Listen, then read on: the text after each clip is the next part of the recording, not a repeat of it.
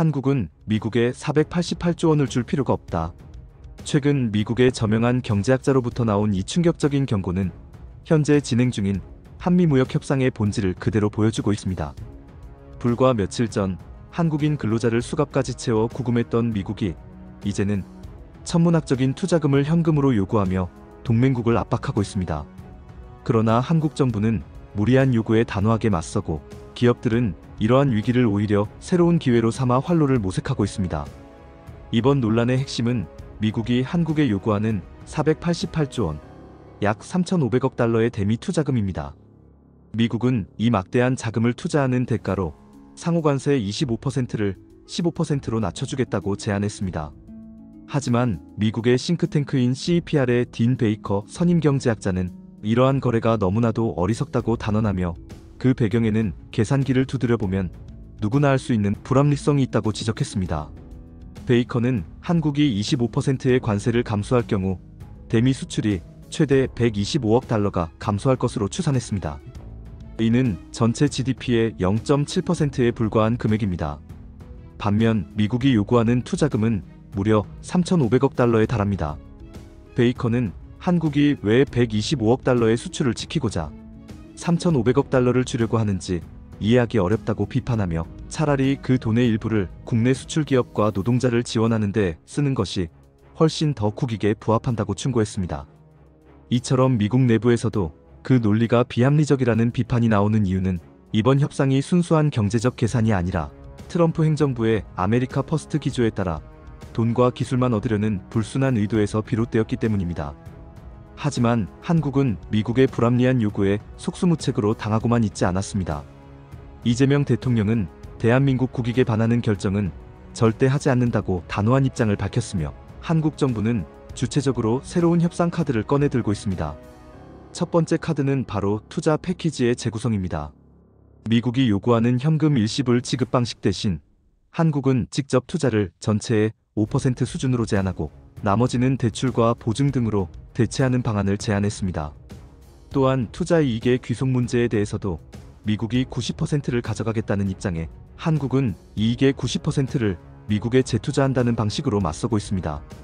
이는 미국의 돈을 더 불려주되 현금이 미국으로 유출되는 것을 막겠다는 전략입니다. 두 번째 카드는 마스가 프로젝트와 미 이민당국의 구금 조치를 협상 지렛대로 활용하는 것입니다. 김용범 정책실장은 미국과의 합의가 이뤄지지 않으면 마스가 프로젝트도 제대로 시작되기 어렵다고 언급하며 미국이 간절히 원하는 협력 프로젝트가 한국의 결정에 달려있음을 시사했습니다. 이는 한국 정부가 무조건적인 수용자가 아닌 협상력을 가진 주체임을 보여주는 대목입니다. 이처럼 미국이 무리한 압박을 계속하자 한국의 대표 기업들은 새로운 플랜 B를 모색하기 시작했습니다. 그들의 눈이 향한 곳은 바로 러시아였습니다. 러시아 우크라이나 전쟁 이후 시장에서 철수했던 현대차가 기존 공장을 재인수하며 전격 복귀를 검토하고 나선 것입니다.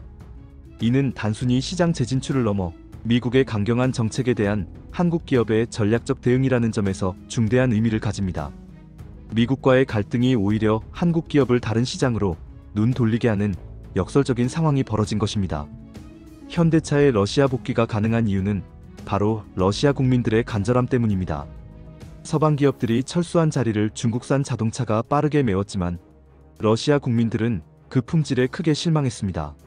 중국폰을 쓰느니 중고 삼성폰을 쓰겠다는 말이 나올 정도로 한국 제품에 대한 신뢰는 여전했습니다.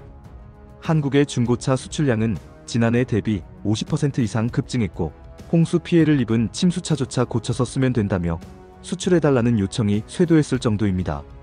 현대차는 이러한 러시아 내부의 수요를 확인하고 제재를 직접적으로 위반하지 않으면서도 시장을 놓치지 않는 영리한 우회 전략을 펼치고 있습니다. 우선 러시아 정부는 비우호 국가인 한국의 현대차와 제네시스, 기아 등을 병행 수입 허가 목록에 올려 자국 내 수요를 채우려 하고 있습니다. 하지만 병행 수입만으로는 물량 공급에 한계가 있습니다.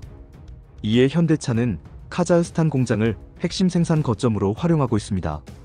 러시아 공장에서 부품 작업을 일부 진행한 뒤 카자흐스탄에서 반조립된 차량을 최종적으로 완성해 다시 러시아로 수출하는 방식입니다.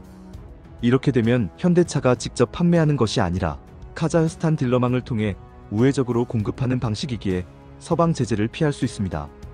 결국 현대차는 러시아 국민들의 신뢰를 바탕으로 우회 루트를 통해 시장에 지속적으로 브랜드를 노출하며 전쟁이 끝났을 때 상트페테르부르크 공장을 풀가동해 다시 점유율을 회복하겠다는 장기적인 전략을 실행하고 있는 것입니다.